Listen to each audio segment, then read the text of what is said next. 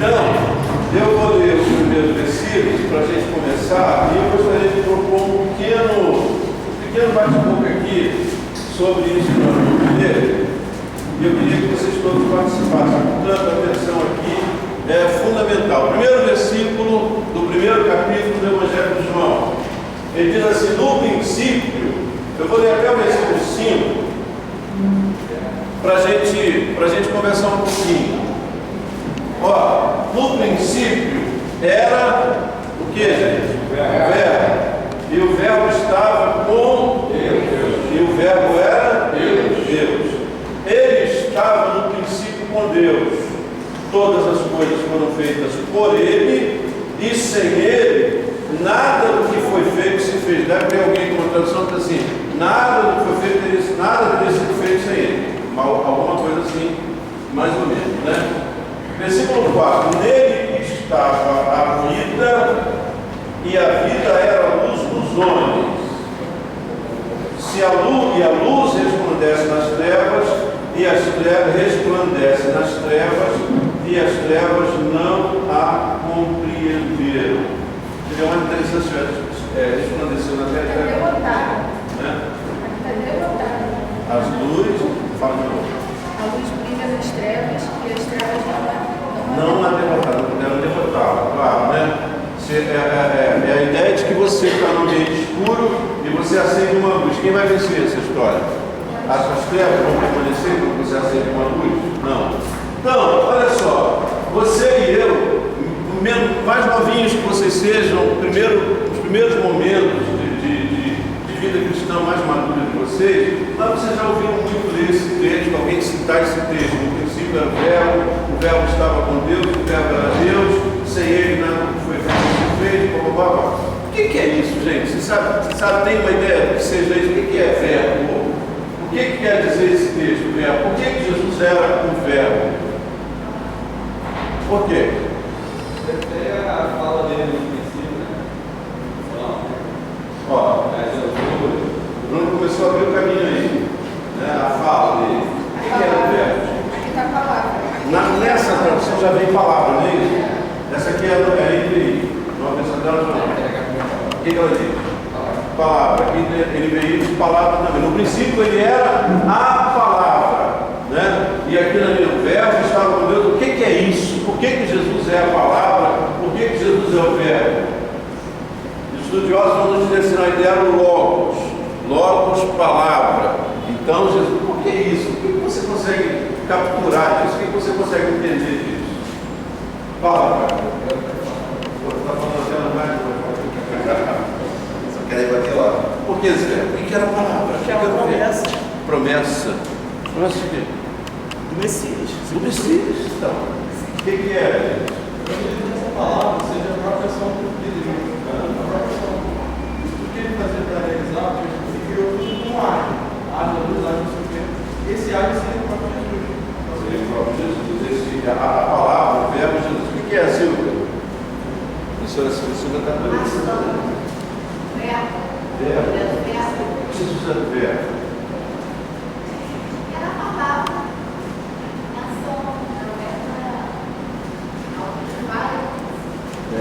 O que é, gente? Alguém quer falar mais?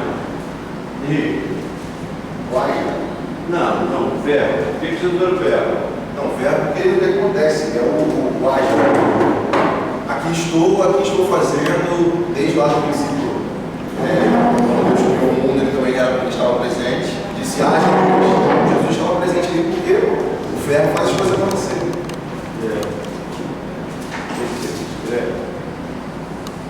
Olha só. Eu tenho um negócio que escrever. Isso aqui não está escrevendo.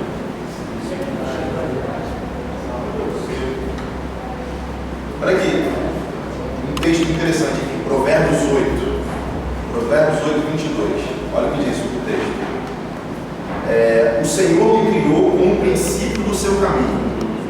Antes das suas obras mais antigas, fui formado desde a eternidade, desde o princípio, antes de existir a terra. Nasci quando ainda não havia abismo, quando não existiam fontes. Antes de serem estabelecidos montes e existirem colinas, eu nasci. Ele ainda não havia feito a terra, nem os campos, nem o pó com o qual lá estava eu, quando traçou o horizonte sobre a superfície do abismo, quando colocou as nuvens em cima, estabeleceu fontes do abismo, determinou fronteiras do mar para que as águas não volassem fora, quando marcou os limites dos alicerces, eu estava ao seu lado, e era o seu arquiteto. Quem está falando? Quem fala aqui é a sabedoria, mas Quem está falando sabedoria? sabedoria, não, mas ó, estava ao seu lado, era o seu arquiteto, dia a dia era o seu prazer, me alegrava continuamente com a sua presença, me alegrava com o mundo que criou e a unidade me dava alegria. Isso aí, na verdade, é uma perspectiva poética que o autor, que é Salomão, ele dá vida à sabedoria.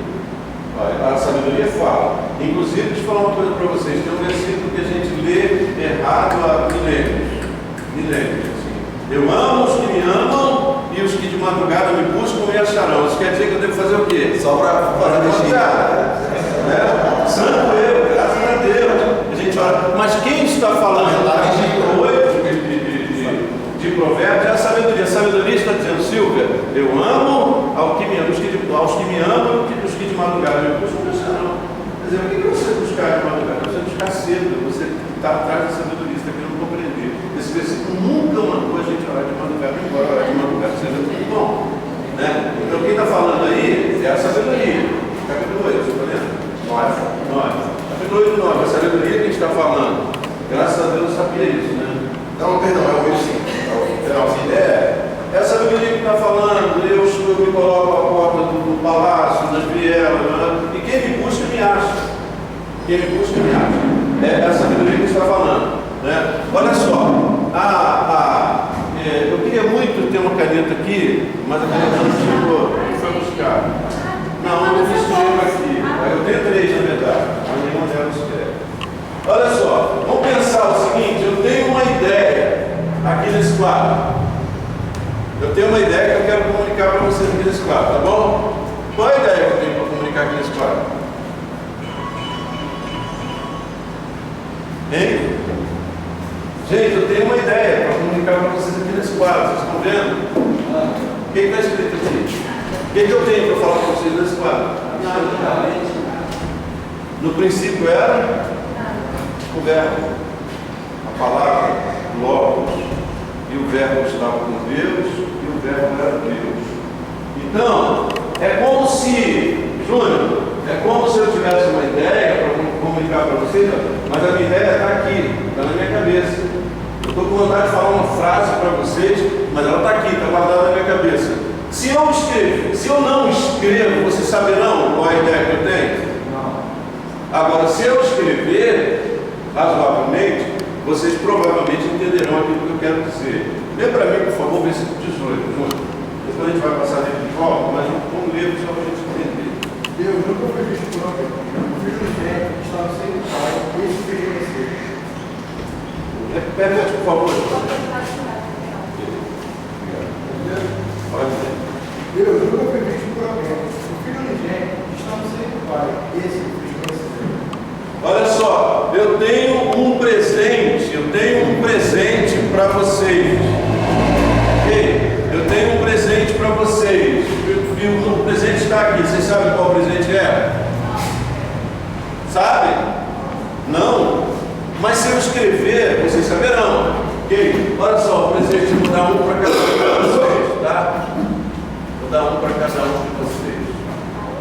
Escolha uma marca. Tudo que vocês querem. Obrigado. É um presente. Então, olha só, no princípio era o verbo estava com Deus, o verbo era Deus. Alguém sabia, alguém conhecia, alguém tinha visto?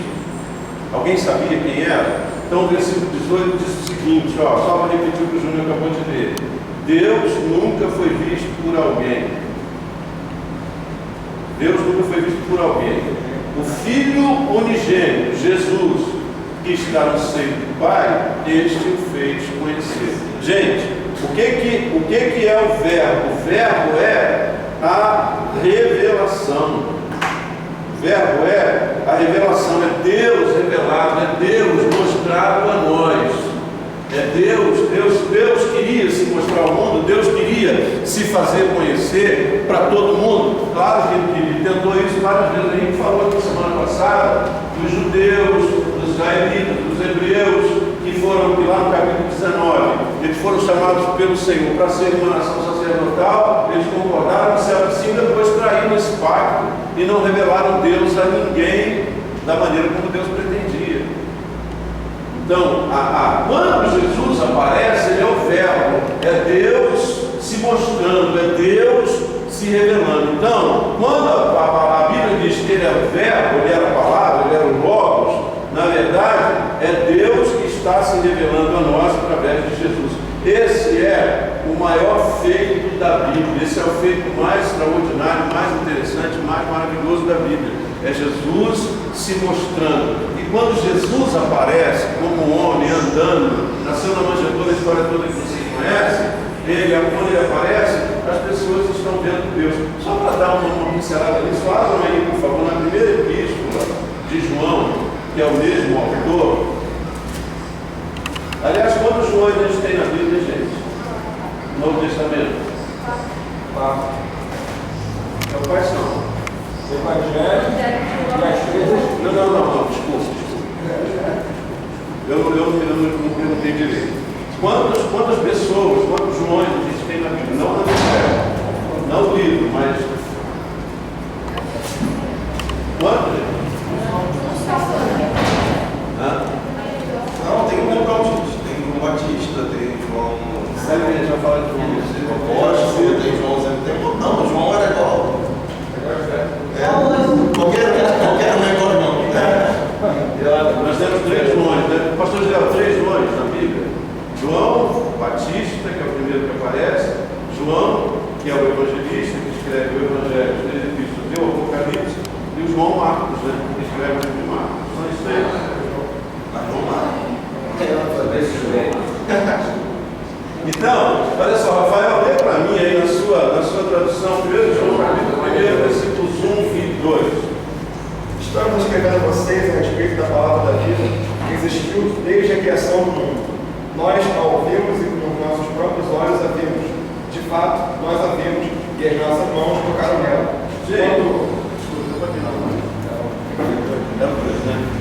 Olha só, o que eu estou tentando falar aqui nessa tradução mais tradicional é assim, ó, o que era desde o princípio, que vimos com os nossos olhos, que temos contemplado, e as nossas mãos tocaram da palavra da vida. E quem eles tocaram? Jesus. Quem teve o privilégio de tocar em Jesus, de abraçar Jesus, de estar próximo de Jesus? E aí o versículo 2, porque a vida foi manifestada, nós a vimos, e testificamos dela, nos anunciamos a vida eterna, que estava com o Pai, nos foi manifestada. Então o que é o Logos? É a revelação. Tem um texto aqui nessa tradução aqui da SPB, ele dá algo interessante. Ele diz que João tomou emprestado o termo verbo do velho, bem como na filosofia grega, no qual o termo era essencialmente impessoal, significando um princípio racional da razão divina, mente ou mesmo sabedoria, que era algo que na época era comum, todo mundo falava. Quando falava verbo, ele sabia exatamente o que estava sendo dito. Então ele usou naquele momento lá atrás, porque ele sabia que todo mundo ia conseguir entender, tanto os judeus quanto os gentios. Todo mundo. Na verdade, na semana passada, o Henrique falou aqui dos gregos, porque os gregos governaram o mundo durante um período, e nesse período eles conseguiram difundir a cultura deles, principalmente a língua deles, para todo lugar. Tanto é assim que o Evangelho foi escrito depois no grego, traduzido para o koiné, que era o grego mais simples, mais comum, que todo mundo conhecia. E isso facilitou muito a propagação do Evangelho. Mas olha só, voltando lá para João, então, quando a Bíblia diz que Jesus é o Verbo, ele é a revelação de Deus se revelando. É Deus se mostrando a nós. Aí João, que escreveu esse livro, escreveu também esse livro, ele está, vou usar uma expressão que o pastor Carlos gosta, ele está encantado com isso. As nossas mãos tocaram. Já passou pela sua cabeça o que significa isso? João está maravilhado. Meu Deus, o que aconteceu aqui nesse período agora? As nossas mãos tocaram, Deus se manifestou, o Eterno se manifestou, e a gente teve o privilégio de tocar nele, de falar com ele, de estar com ele, de comer com ele, enfim, né? João está admirado por causa disso.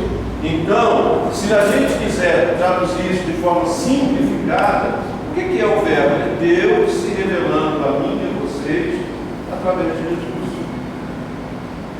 Ok? Querem acrescentar alguma coisa? Querem reclamar? Querem protestar? Fique à vontade. No Antigo Testamento também, algumas gente que falam que é o caso da teofonia, que é o caso que Deus se manifestava em forma de anjo e fazia algumas aparições, como o caso de Abraão. Gênesis 18, se não me engano, aparece 3 anjos para ele, sendo que ele se comunica de um e ele presta uma adoração. O anjo naturalmente não recebe adoração, ele recebeu. Aí muitos dizem que aquilo ali é o próprio Jesus. Mas em qual caso especificamente? Caso de Abraão, os anjos que se tomavam. E o anjo que apareceu de Gideão? Ofereceu não. Também. Ele dá ordem para Gideão, pois que não tem adoração. Ó, eu vou falar para vocês o seguinte: sou aluno da escola dominical desde os 17 anos. 53, faço as contas. Eu nunca vi ninguém com esse negócio. Essa história de teofonia. Porque a gente sempre gostou muito de examinar o Antigo Testamento, de repente aparece um anjo e fala com Sansão. A gente se era Deus. Aquilo era Deus, né? Era Deus se manifestando. Aí a gente criou essa história da teofania para explicar esses eventos. Né? Mas eu nunca me animei muito com essa história. Nunca fui muito animado com essa história de tentar achar isso aqui. Esse anjo que falou com Daniel era Deus. Esse anjo que falou com Abraão era Deus. Né? Um exército de anjos que apareceu para Jacó. Então, assim, eu não estou dizendo que não se possa pensar dessa forma. Claro que se pode. A gente está na escola dominical, aqui é o lugar de pensar. Tá? Aqui a gente precisa aprender. A gente tem que aprender e tem que aprimorar e tudo. Mas eu não sou muito animado com essa ideia de ficar buscando coisas no Antigo Testamento. Isso aqui é Deus se manifestando. Deus se manifestou através dos anjos. E os anjos, a gente tem que entender o seguinte: eu tenho até dúvida se existe anjo mais poderoso do que outro anjo, não sei o que a gente também gosta de estudar, classificar os anjos, arcanjos. Alguns dizem que tem arcanjos, a maioria diz que só tem um arcanjo, que é Miguel. Né? E aí a gente fica nessa celeuma, nessa confusão, mas eu não sou muito animado com isso não. Eu acho o seguinte: quando Deus designou um anjo, olha aqui, pega, vai lá, vai resolver isso, ele recebe o poder que ele precisa. A gente não esqueceu ainda da história de Senaqueribe, que fez uma guerra contra Judá, e aí de repente Deus mandou um anjo. E esse anjo, sozinho, matou 135 mil soldados de Senaqueribe. Senaqueribe voltou para casa derrotado. Então, Júnior, eu acho interessante a ideia, mas eu nunca caguei muito para esse lado. Eu penso que quando Deus designa um anjo, ele vem dotado de toda a capacidade de poder necessário para resolver o problema, né? Quando Deus vai resolver. Bom, então, só para fechar essa questão do verbo, e depois eu vou escrever isso, a gente vai, quando a gente fizer a gincana, enfim, que a gente for aferir o nível de conhecimento que a gente adquiriu aqui, a gente vai falar disso, tá? Agora, o versículo 7, o versículo 6, aí eu queria pedir para vocês começarem a ler. Começando aqui pelo Alexandre, deixar você de fora, tá aí. A partir do 6.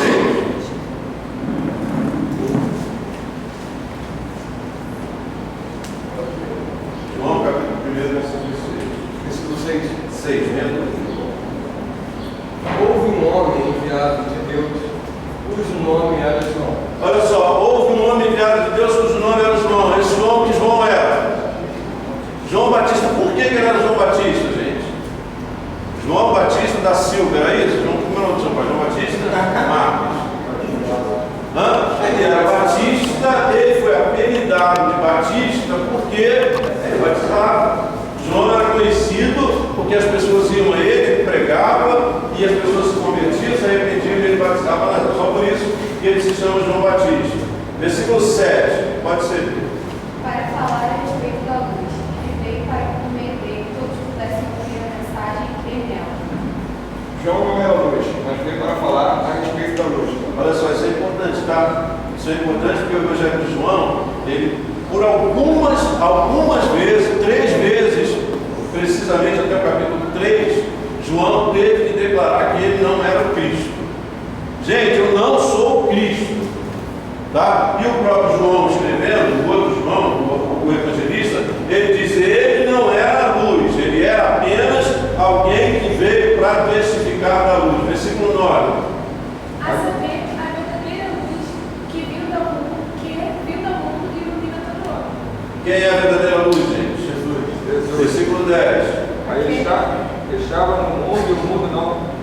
Estava no mundo e o mundo foi feito por ele, e o mundo não o conheceu. Estava no mundo, o mundo foi feito por ele, o mundo não o reconheceu. Vou colocar aqui, reconheceu, e fica mais fácil a gente entender. Quem é ele? Quem é essa pessoa que está andando entre nós? É aquele que criou o mundo. É aquele que sem ele nada que foi feito teria sido feito. Mas o mundo não o reconheceu. Tanto não o reconheceu que mandou matar. Ok? Não o reconheceu. Continuando 10. Aqui a Jéssica. Veio para o que era seu, mas os seus não o receberam. Olha só,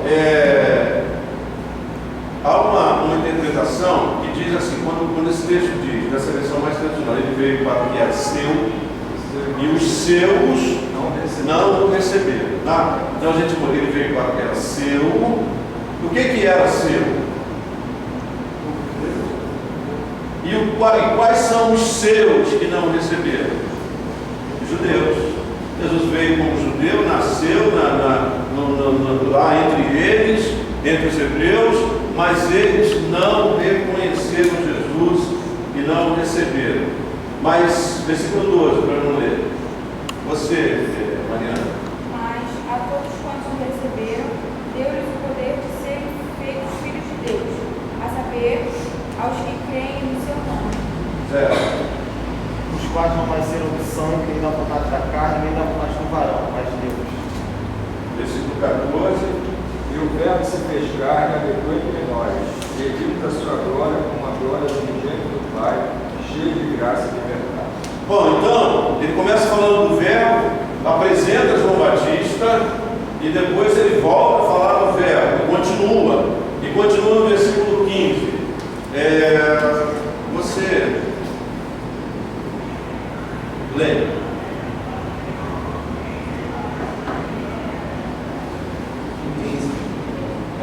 João testificou dele e falou dizendo: Este era aquele de quem eu disse: O que vem depois de mim é antes de mim, e foi primeiro do que eu.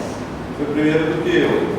E todos nós recebemos também da sua plenitude, com graça sobre graça. Versículo 17, João. Que a lei foi dada por Moisés. A graça de Deus era pelo Espírito. Continua, Natália. Ninguém jamais viu a Deus, mas o Deus unigênito, que está junto do Pai, o conhecido. E é um versículo que a gente leu no começo. Olha só, deixa eu continuar um pouquinho para a gente fazer um comentário só. Catiele, leu 19. E os líderes de Deus enviaram a de Jerusalém ao sacerdote e levitas para perguntarem a João quem era ele. Continua, Rafael. João completamente não aconteceu. Eu não sou. Já perceberam isso? Que o autor diz lá que ele não era luz ou que ele não era o Cristo. Ele aqui, aí os sacerdotes, os fariseus mandam um grupo de pessoas para indagar dele se ele era quem é você. Porque havia uma ideia. Olha só, gente, eu vou dizer um absurdo aqui, e aí depois vocês perguntem aos pais de vocês, aos pastores de vocês, eles vão esclarecer melhor. Mas você sabe uma coisa, eu acho quando eu leio muito isso, eu repito muito essa leitura, mas sabe o que eu acho? Eu acho que se João dissesse que era eu sou Jesus, eles acreditariam mais do que no próprio Jesus. Eles estavam mais impressionados com a obra de João do que com a obra de Jesus, que ainda ia começar a se manifestar. Então João, de novo, outra vez, versículo 20, e confessou, e não negou, e confessou, gente, eu não sou Cristo. Eu não sou Cristo. Tá? Então eu quero que vocês notem isso bastante, para ficar claro, depois a gente ainda vai falar sobre isso. Versículo 22. Disseram depois: quem és? Para que demos resposta àqueles que nos enviaram. O que diz de ti mesmo? Todo dia eu falei sobre isso, né? O que diz de ti mesmo? Continua. bacana, né? Se a gente abrisse aqui, desse uma caneta dessa, mas o que você diz de você mesmo, Rafael? Você se olha no espelho assim, o que você acha que você é? Isso é legal, né? Isso é legal. Né? Mas você sabe que essa é a pergunta mais difícil da vida? Essa é a pergunta mais difícil. Eu acho que outro dia eu falei aqui, né? Eu falei em Olaria, o que você é, quem é você e o que você quer, né? O que você pretende da sua vida? Quem é você, Alessandro? Você saberia se definir? Isso não é fácil, gente. Isso não é fácil. Mas aqui, no caso de João Batista, especificamente, eles estão perguntando quem é ele, o que ele representa no mundo espiritual, nessa situação em que eles estão esperando Cristo, mas havia uma forte tendência deles de achar que ele era o Cristo. Ele negou mais uma vez: eu não sou o Cristo. Versículo 22, aqui na sequência, Adriano. Disseram depois: declara-nos quem és, para que demos resposta àqueles que nos enviaram. Que diz a respeito de ti mesmo? Essa gente foi enviada por quem? Acabamos de ler. Quem enviou essa gente para perguntar a João quem ele era? Sacerdotes e levitas. E quem eram os sacerdotes? Quem eram? Os donos da religião mais importante no mundo. Não era só em Israel, no mundo. A religião deles influenciou os governos romanos, influenciou o mundo todo. Então, e quem eram os levitas, gente? Levitas eram aquelas pessoas, por exemplo, no dia de hoje, muita gente acha que levita é só aquele que só está no pouco para Aquele levita. Só dá um pouco para louvar, mas não. São pessoas que não vai, realmente. As levitas também são aquelas pessoas que trabalham na casa do Senhor, como zelador, né? Todo tipo de atividade que a pessoa faz são chamadas de levitas. Agora, deixa eu aproveitar que o Dr. Sérgio disse isso, que é interessante, que é importante, e dizer para vocês o seguinte: a gente toma essa palavra levita, a gente busca essa palavra no Antigo Testamento e tenta introduzi-la no nosso culto hoje com uma licença especial. Tá?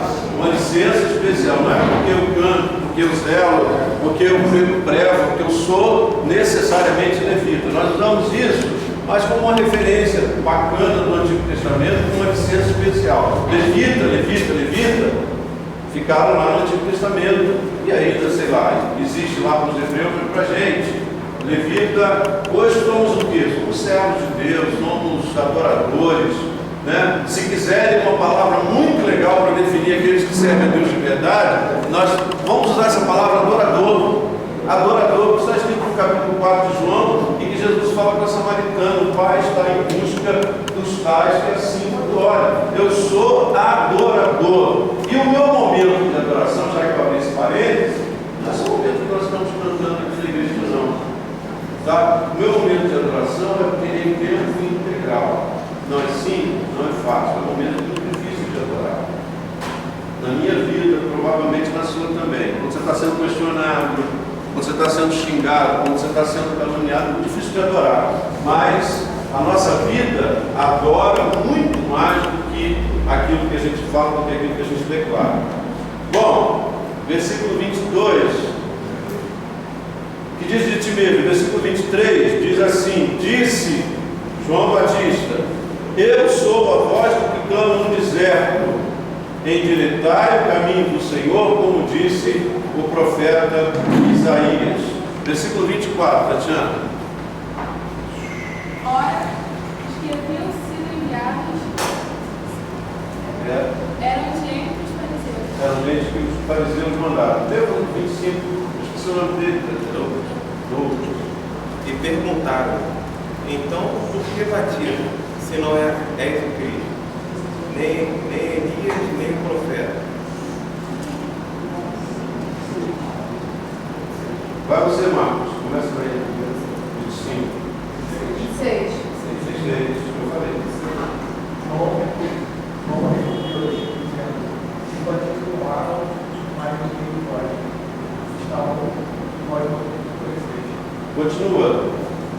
Este é aquele que vem após de mim, que foi antes de mim, no qual eu não sou digno de sentar com ele ao lado. Devo ela agora, vamos ler. 28. 28. Essas coisas acontecem no Jordão, do outro lado do Jordão, onde João estava batizando. Pode continuar. Aí esse moço aí, o nome dele, Adriano.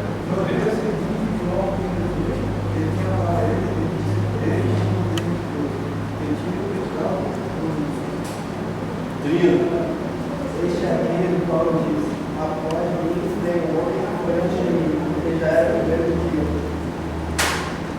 Pode continuar, Bruno. Eu mesmo não sabia quem ele era, mas vim batizando com água para que o povo de Israel saiba quem ele era.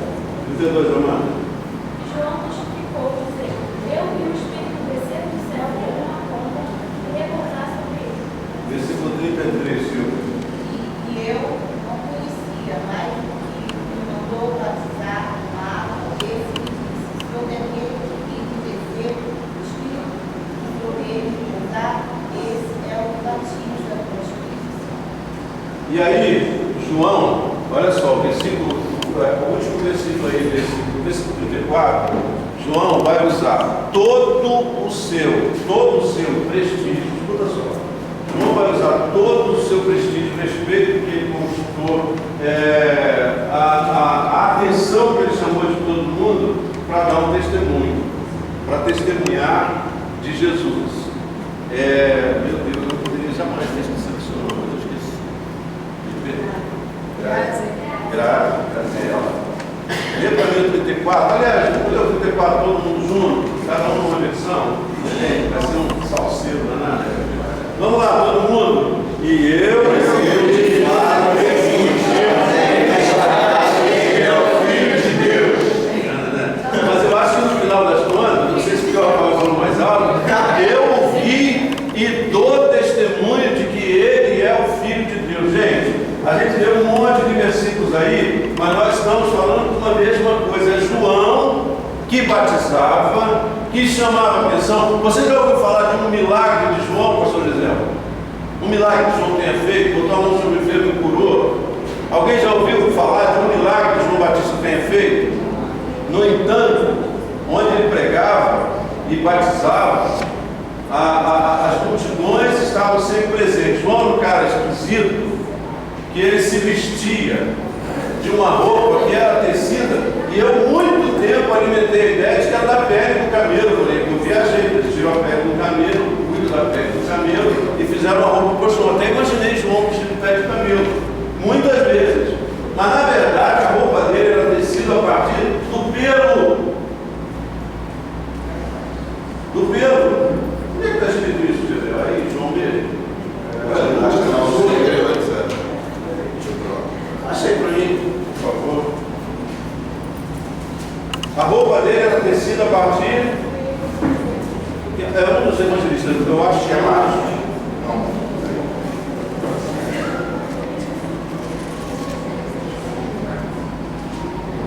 Não. Olha o que?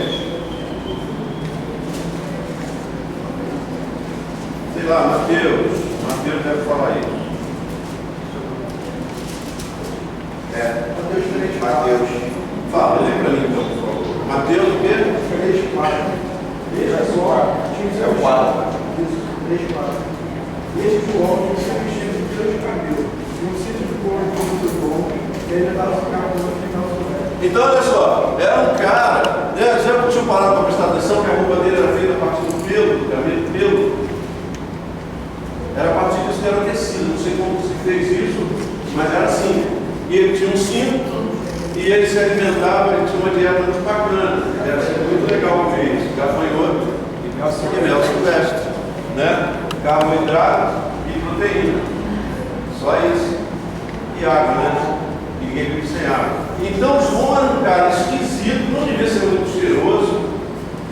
Era um cara estranho, de hábitos estranhos, diferente de todo mundo da sua época. Andava pelo deserto e pregava na beira do Jordão, por ali, naquele rio. E aí ele pregava e chamava as pessoas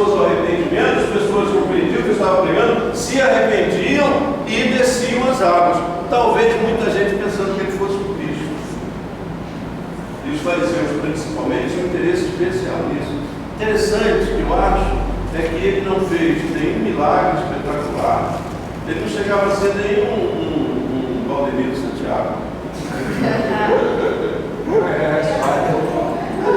Era só um cara que falava, só um cara que pregava o impedimento. Sabe o que eu acho? Que ele tinha uma autoridade tremenda na sua voz quando ele falava. E aí João usa toda a sua autoridade, todo o seu respeito que ele cativou de todo mundo quando ele falava. Até o rei, até Herodes gostava de ouvir e respeitava. E o respeitava.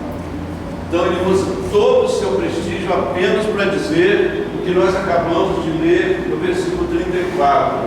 E eu vi e tenho testificado que este é o Filho de Deus. Sabe o que João está dizendo? Diz assim: além de eu não ser o Cristo, que vocês toda hora me perguntam, esse negócio eu não aguento mais, eu vou mostrar para vocês quem é o Cristo. E quais são os argumentos que ele usa? Olha, o Cristo, eu recebi uma mensagem de Deus, que quando chegasse um homem que ia chegar, e que sobre ele eu visse uma bomba representando o Espírito Santo, eu ia ter certeza de que esse era o Cristo, era o Filho de Deus. De repente, quando João está batizando, Jesus chega e ele vê essa pomba sobre a cabeça dele, o Espírito Santo representado na forma corpórea de uma pomba que está sobre ele. Então ele tem certeza de que esse é o Cristo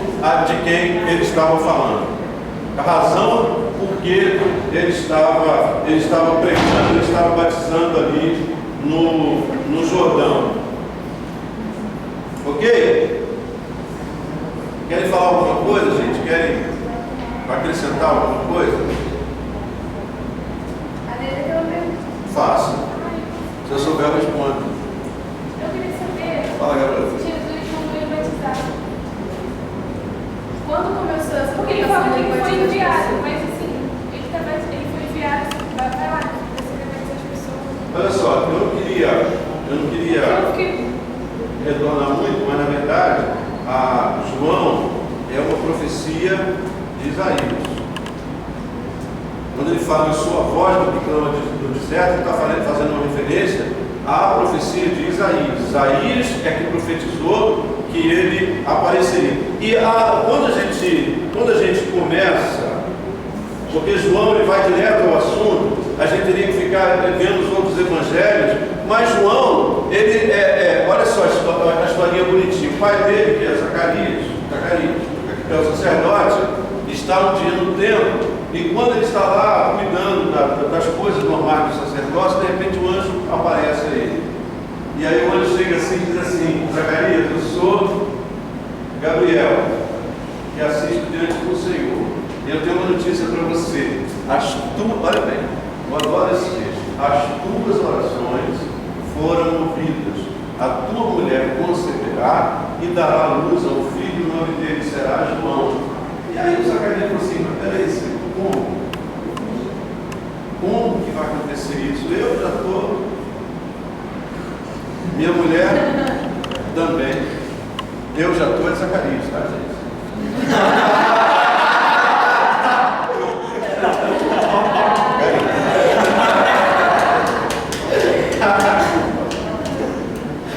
Mas eu já estou velho, minha mulher já está velha.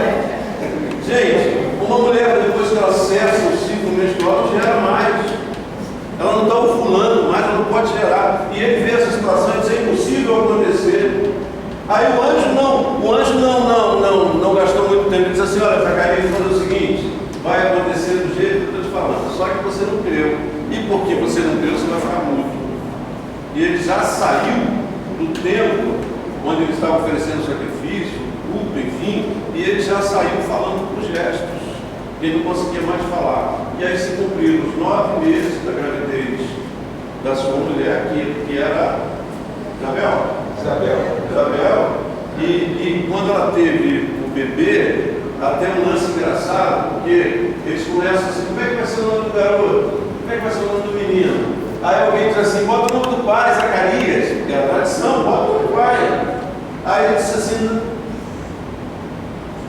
se conseguir, ele vai mandar o escreve o nome do menino, que seria João.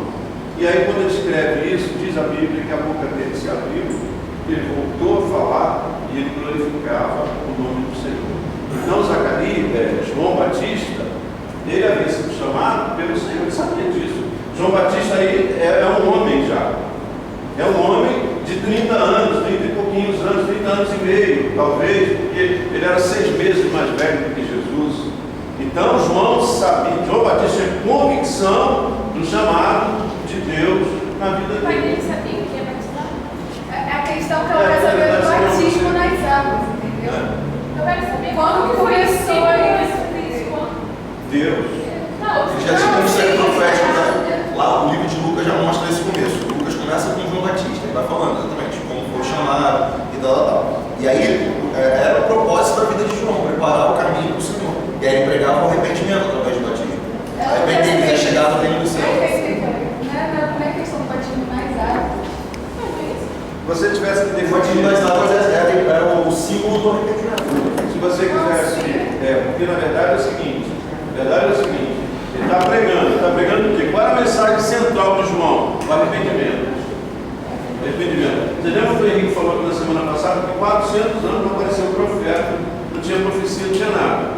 Esse povo, gente, olha bem, você veio para cá todo domingo, eu escutei gente falando em janeiro aqui, até o Henrique mandou uma mensagem muito engraçada, eu não posso repetir aqui, de jeito nenhum, mas teve gente falando de janeiro, porque Deus falou, porque foi bênção, porque todo domingo a gente aqui recebeu uma palavra, toda quinta, toda quarta, toda terça, imagina 400 anos sem você ouvir uma palavra. Você nasceu, morreu, não ouviu uma palavra, nasceu, o outro morreu, não ouviu, nasceu, morreu, nada, 400 anos. E de repente, João aparece brigando no arrependimento. E como símbolo, tá? O arrependimento não acontece, o batismo não é um ato mágico que você mergulha uma pessoa na água e ela sai transformada porque mergulhou na água. Se não houver uma transformação no coração, não há transformação. Então João começou a pregar o batismo e a fazer o batismo nas águas, primeiro, para ser, como o Henrique acabou de dizer, um símbolo do arrependimento, um sinal de arrependimento. Se eu aceito me batizar, é porque eu admito que sou pecador, preciso me arrepender e preciso mudar de vida. Então quando você desce as águas, você morre, e quando você sai das águas, você vive para Deus. E aí João começou com isso, que depois foi seguido pelos discípulos de Jesus, porque Jesus não batizou. Tá? Os discípulos de Jesus é que depois passaram a batizar. Então, Alessandro, se você procurar na Bíblia uma profecia que diz assim, João Batista, vá para a Judéia, começa a pregar o arrependimento e batiza nas águas. Você não vai encontrar isso. Tá? Mas tem algumas coisinhas que a gente faz na igreja e que a gente leva muito a sério, que ninguém mandou a gente fazer. Mas a gente faz e leva a sério. Tem crente que eu já experimentei na oraria mesmo, de vez em quando eu não queria dar a bênção apostólica. Vou dar a bênção apostólica hoje, não.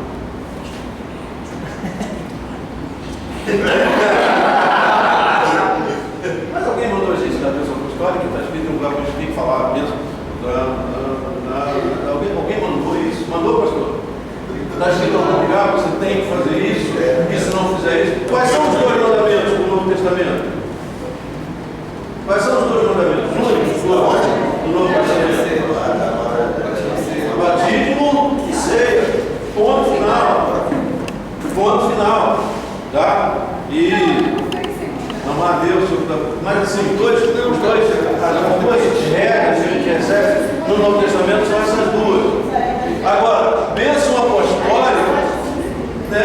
E outra coisa, o pastor José é mais novo do que eu, mas pegou esse tempo, e antigamente não tinha esse negócio de dar bênção apostólica de identificar assim, não. Não tinha isso. O amor de Deus, nosso Pai, a graça, papapá. Aí os pastores começaram a fazer um negócio assim mais invocado, né? Mais bacana, o insuperável.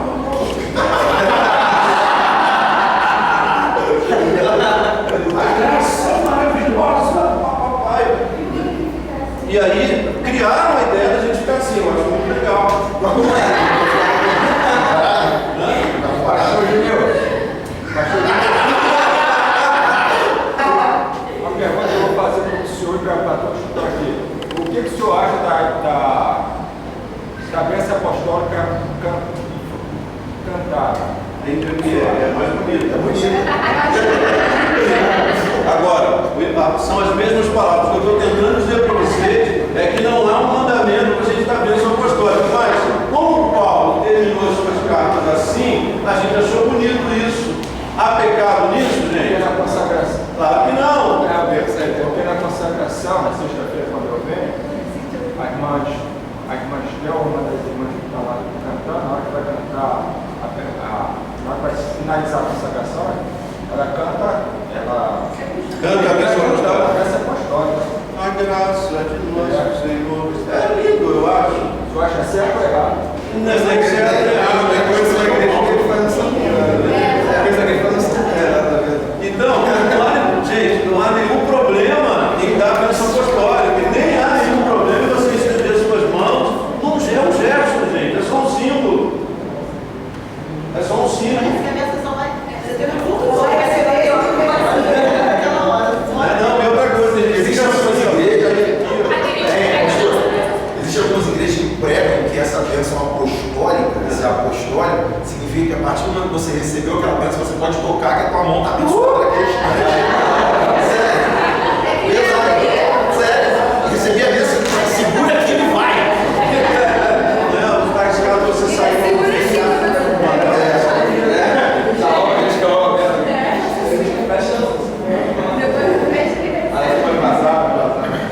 Tem que haver uma outra coisa, morar no monte. Morar no monte. Tem gente que acha que a oração só é legal no monte. Tem gente que pega fogo na mão, assim, pega foguinho na mão, no monte. Sabe quantas vezes eu fui no monte orar? Nenhum. Nunca fui. É pecado? Não. É pecado? Não. Claro que não. Claro que não. É bom? Deve ser. Um dia desse eu vou para saber se é bom. Tá? Agora, o fato é que você pode orar em qualquer lugar. Se você examinar o capítulo 16 de Atos, você vai encontrar Paulo e Silas tentando pregar na cidade de Éfeso, e eles chegaram lá, ficaram sem lugar para ir, sem nada. O que eles fizeram? Foram para beira do rio orar. Então, se você quiser orar na praia, pode orar na praia? Deve ser maneiro. Deve ser muito bom orar na praia. Não, orar na praia, não orar na praia, uma praia deserta, uma praia deserta. A gente levou um caminhão de crentes para lá, a gente orar na praia, isso é maravilhoso, ouvindo o barulho do mar. Né? Orar no monte, orar no meio do rio. Agora, qual a recomendação de Jesus para a oração? Qual o lugar mais legal de oração que existe? Meu quarto. Tá bom. Então, a gente cria algumas coisas que elas não são mandamentos, que elas não são doutrina, que elas não são ensinamentos nem de Jesus, nem dos apóstolos, e pronto, a gente faz, porque elas são boas, não tem pecado, não tem erro, não há problema com elas, tá bom? Olha só, são 10 e 10, a gente tem que terminar aqui 10 e 25. Os primeiros apóstolos, isso aqui é história, vamos ler paulatinamente, depois a gente faz um comentário só. A partir do 35, quem foi a última pessoa que leu aí? Foi a Graça? Foi a Graça. Então é a Graça que vai ler. Quando você ia ler, eu mandei todo mundo ler, foi isso? Então, lê agora o 35. Depois segue a Isabel, Isaac, Felipe, Débora, depois o Arlélio, até a gente terminar aí. A partir do 35. No dia seguinte, estava João também na companhia de 2 de seus discípulos. Vocês já vão saber quem eram esses 2 discípulos, tá? Continua aí. Olhando para Jesus, disse: Eis aqui o poder de Deus. Vai, Isaac, lê alto. Quando os 2 discípulos de João ouviram isso, saíram seguindo Jesus. Olha só a situação, rapidamente, olha só. João tem um grupo de pessoas que o seguem. João tem discípulos, amém? Não tinha discípulo ou não tinha? Tinha discípulo. Aí de repente Jesus está passando, sabe? Aquele ali, ó. Aquele ali que é o poder de Deus que tira o pecado do mundo. Esses 2 discípulos de João seguiram Jesus. Deixaram o grupo de João e passaram a seguir o grupo de Jesus. Continua, por favor. E Jesus, voltando-se e vendo que eles o seguiam, disse-lhes: Que buscais? E eles disseram: Rabi, que traduzido quer dizer mestre, onde mora? Peraí, qual versículo você leu, Antônio? 38. Ele voltando, ele disse: Que buscais? Eles disseram: Rabi, que traduzido quer dizer mestre, onde mora? Se eu perguntar aqui, não precisa, não é... Vocês já tiveram vontade assim, passar um dia com o Caio Castro? Não, Deus não teve isso. Alguém aqui já teve um dia com o Caio Castro? Um dia com o Genial. Um dia com o Cláudia Leite. Eu estava em São Paulo um dia desses e a minha sobrinha foi sorteada para jantar com a Aline Barros. Era o namorado foi jantar com a Aline Barros no Gimar, lá em Taubaté. Ela estava fazendo um show e aí na venda dos ingressos colocaram essa história de sorteio. E ela foi jantar com a Aline Barros. Daí meu filho levava lá, né? E aí quando ela voltou, como é que foi? Disse, ela pediu pizza. Ela quer pizza. O que vocês querem comer? O que vocês querem? O que nós vamos comer? Um restaurante bacana lá, que eu acho que fazia parte do pacote. E aí na hora de pedir a comida, ela olhou, ia subir pra cá, a gente só come pizza, ela veio comer pizza. Mas assim, um dia com a Aline Barros, um dia com... Hoje não, você já sonhou passar um dia com a Fernanda Brum.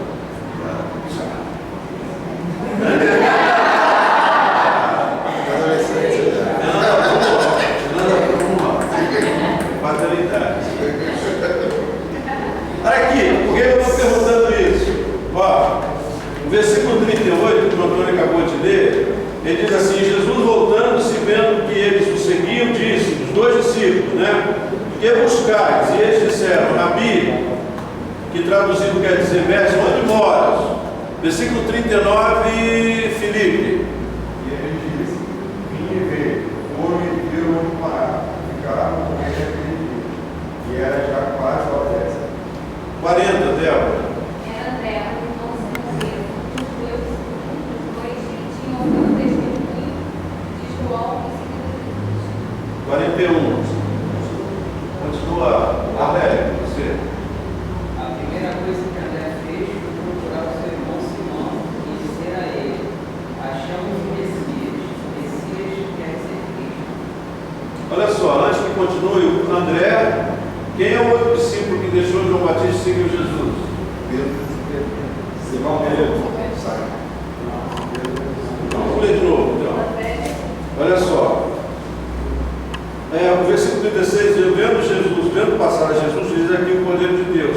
E os dois discípulos ouviram dizer isso e seguiram a Jesus. Tudo bem. Versículo 39, 20, papapá. Por isso que eu fiz essa pergunta, essa brincadeira de passar um dia com o Caio Castro. Estou falando Caio Castro porque a Fabinha acha esse cara mais bonito do planeta. Ela não está aqui, semana que vem ela confia. Vinde e vede, foram e viram onde morava, ficaram com ele aquele dia, passaram um dia com Jesus. E era já quase a hora décima. E era André, irmão de Simão Pedro, um dos dois que ouviram aquilo de João e o haviam seguido.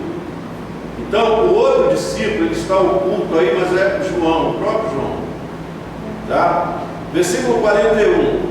Este achou primeiro a seu irmão Simão. Quem achou Simão? André. E disse-lhe, achamos o Messias, que é o Cristo. Versículo 42. E levou a Jesus, e olhando Jesus para ele, disse, tu és Simão, filho de Jonas, tu serás chamado Cefas, que quer dizer Pedro, ou pedra. Ok? Então, os dois discípulos que saíram, André e João, o primeiro que é encontrado aqui, Pedro, tá? Versículo 43. Continua, Débora. É Débora? Não, o pastor José. No dia seguinte, Jesus resolveu ir para a Galiléia. Encontrando a Filipe, disse, segue. Então já somos quantos aí? 4, já João, tá, Pedro e Filipe. Versículo 44. Na sequência aí. Como é seu nome? Isso é muito bonito, sabia? Dos Amandas. É mal de Amanda isso. Dê uma moral, minha mãe. Pode ler, por favor.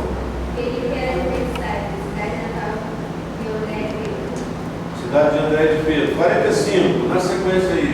Felipe achou Natanael e disse, havemos achado aquele que tem Moisés escreveu na lei e os profetas, Jesus de Nazaré. Nazaré, filho de José. Aquele que não andou, é isso? Você está escrito aí? Não, qual vai ser que você leu, Antônio? 45. 45. Lê de novo? Eles podem ler, por favor. Felipe achou Natanael e disse: havemos achado aquele de quem Moisés escreveu na lei e os profetas, Jesus de Nazaré, filho de José. Ok. Versículo 46. Henrique, você não fez nada até agora. Leu 46 até o 51. Perguntou-lhe Natanael: de Nazaré, pois, pode vir alguma coisa boa? Respondeu-lhe Filipe: vem e vê. Jesus viu Natanael aproximar-se e disse a seu respeito: eis um verdadeiro israelita, em quem não há dolo. 48. Perguntou-lhe Natanael: de onde me conheces? Respondeu-lhe Jesus: antes de Filipe te chamar, eu te vi, quando estavas debaixo da figueira. Então exclamou Natanael: mestre, tu és o Filho de Deus, tu és o Rei de Israel. Ao que Jesus lhe respondeu: por que te disse que te vi debaixo da figueira? Não. Ao que Jesus respondeu: porque te disse que te vi debaixo da figueira, crês? Pois maiores coisas do que estas verás. E acrescentou: em verdade, verdade vos digo, que vereis o céu aberto, e o anjo de Deus subindo e descendo sobre o Filho do Homem. Ok. Há duas coisas só que eu quero falar aí. E tem a ver com isso que nós estamos falando em dizer. Eu achei, quando ele fala com Natanael, é um israelita em quem não há dolo. Tá? Você sabe que essa palavra está na ordem do dia. Qual a notícia que a gente mais ouviu nesses últimos dias agora? A morte daqueles que estavam Santiago Andrade, né? E aí está se discutindo, o pastor José está aqui, sabe disso muito mais do que eu, está se discutindo se há dolo na atitude daquele rapaz, se havia intenção de matar, ou se vão enquadrado naquela história do cara que bebe e dirige e mata. Né? Assumir o risco do eventual, o risco de matar, né? Do eventual. Então, eu particularmente, só para já que eu fiquei nesse assunto, eu acho que eles não serão condenados, e se forem condenados, serão pela pressão da imprensa, porque mexeram com uma pessoa da imprensa. Tá? A gente poderia até discutir esse assunto aqui, seria legal, mas o tempo não vai nos permitir isso. Então, eu acho que aquele advogado vai desclassificar isso tudo, porque, não sei se aqueles meninos serão absolvidos, mas eu acho que não terão uma pena exemplar. Se tiverem, será muito mais política do que na lei. Tá? Então, quando ele diz aqui que é um israelita em quem não há dolo, quando você não acha dolo, você não acha culpa, né? Você não acha erro. E aí, e uma outra questão aqui é que Jesus disse para ele: eu vi você enquanto você estava embaixo da figueira. Estar embaixo da figueira aqui tem um significado, tinha para os judeus, é um cara que está com o olho na sombra. Entendeu? Henrique. Já está com muito dinheiro, está com a vida sossegada, né? Já pode viver de renda se ele quiser. É isso, mais ou menos, é isso quando ele diz. E aí Natanael fica admiradíssimo, porque Jesus falou: eu vi você enquanto você estava embaixo da figueira. Um dia desse que mandaram um videozinho, eu tenho muita dificuldade de parar para ver o vídeo, mas eu parei para ver esse, achei muito legal. E o cara chegava vestido de branco numa tenda, e as pessoas entravam e ele começava a falar a vida delas. Não sei se vocês viram isso. Olha, você está comprando um apartamento, você se separou, você não sei o quê, e a pessoa ficava pasmada, começava a chorar, e ele fez isso com várias pessoas. E de repente abre uma cortina e mostra o perfil do cara no Facebook. E no Facebook o cara disse tudo isso. E já é uma recomendação para a gente não ficar, né, expondo muito ali. Você quer ver uma coisa? Na verdade, você quer ver uma coisa imbecil que a gente faz assim? Estou viajando. O pastor José bota no Facebook: eu e família estamos viajando. Aí o bandido, pô, esse cara está viajando, a casa dele está sozinho, vou roubar a casa dele. Então a gente tem que ter muito cuidado com essa coisa. E olha só. As bandidas é seu amigo no Facebook? Hã? As bandidas é seu amigo no Facebook? Ué,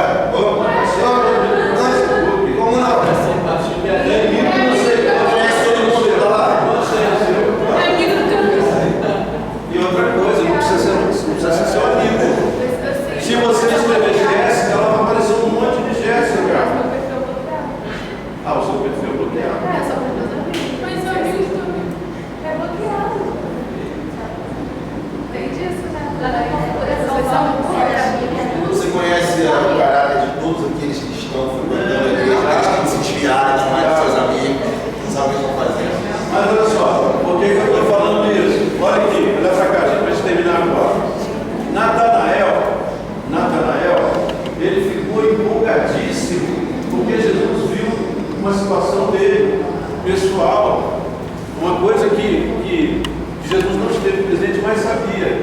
E aí Jesus não deu para ele, você está admirado, você creu por causa disso. Só por causa disso você creu, quando eu vou te dizer que a partir de agora você vai ver os anjos de Deus subindo e descendo sobre o Filho de Deus. Então, gente, a nossa fé, ela precisa estar fundamentada em coisas mais sólidas.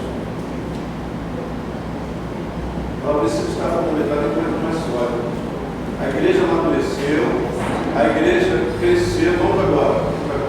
A igreja cresceu e amadureceu, e a gente precisa entender que profecia é muito legal, revelação é muito gostoso, mas a gente precisa ancorar nossa vida espiritual aqui na palavra. E é por isso que a gente está aqui lendo a palavra, para a gente tentar entender a palavra e viver por ela, tá? Olha só, eu vou fazer o possível para até quarta-feira eu resumir o que nós falamos aqui. Gente, rapidinho, vamos lá,